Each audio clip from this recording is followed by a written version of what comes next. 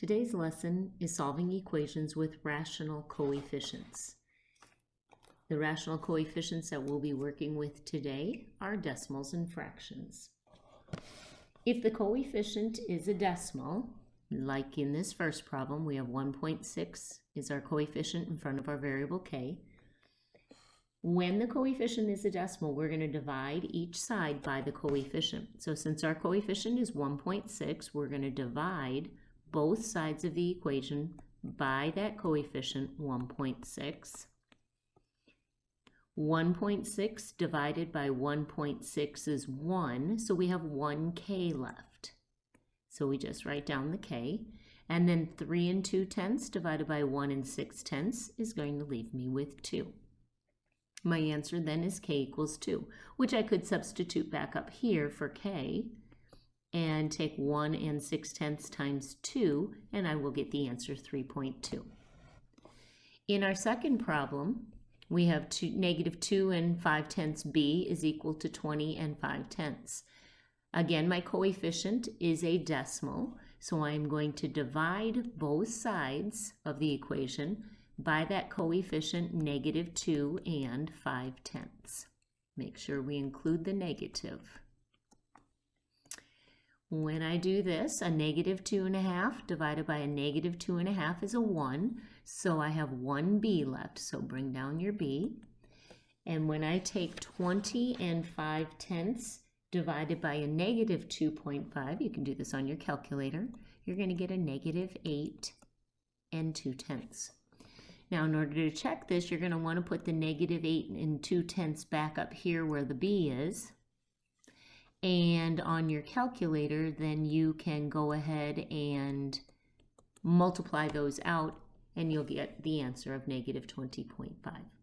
So whenever there is a decimal as your coefficient, you are going to divide by that decimal number on both sides of your equation.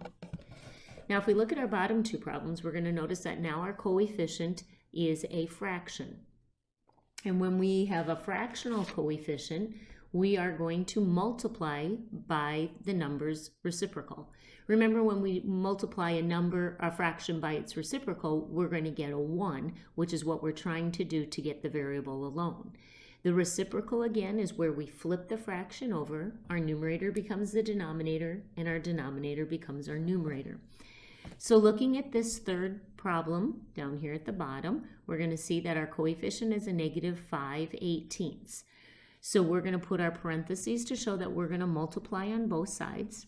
The reciprocal of a negative 5/18 is negative 18 over 5. So I'm going to write that on both sides, negative 18 over 5.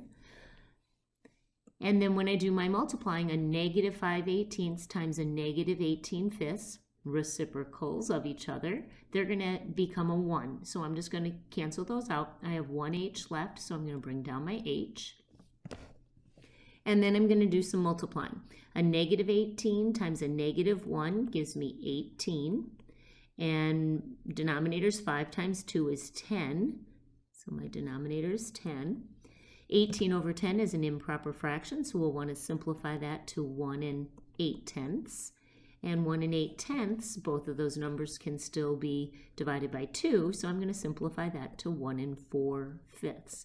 So 1 4/5 is equal to h. And if I want to go back and check, I would substitute that back in up here for h, and I could multiply 1 4/5 times the negative 5/18, which will give me my negative 1/2. In our final example, we notice that our coefficient is a negative 1/2. Again, it's a fraction, so I'm going to multiply by its reciprocal, which is going to be a negative 2 over 1. What I do to one side, I still do to the other, so multiply both sides by negative 2 over 1. A negative 1/2 times a negative 2 over 1 becomes a 1, so I have 1g left. And on this side, I'm going to have to do a little bit of figuring. So I've got a negative 2 over 1, but I'm going to multiply by this negative 3 1/3. Because it's a mixed number, I need to change it to an improper fraction in order to use it. So I'm going to multiply 3 times 3 for 9, add my 1 to get 10, so that's a negative 10, keep my denominator of 3. When I multiply this out, a negative 2 times negative 10 is 20, and a 1 times 3 is 3. So I multiplied my numerators, then I multiplied my denominators. Now I have an improper fraction, and I need to simplify that to a mixed number. So 3 goes into 26 times. That's 18. I have 2 left over to get to 20, so that's my numerator 2. My denominator stays the same. And my final answer, 6 2/3, is equal to G. And again, you could put that back up here for G, multiply it by negative 1/2, and you will get the answer negative 3 1/3.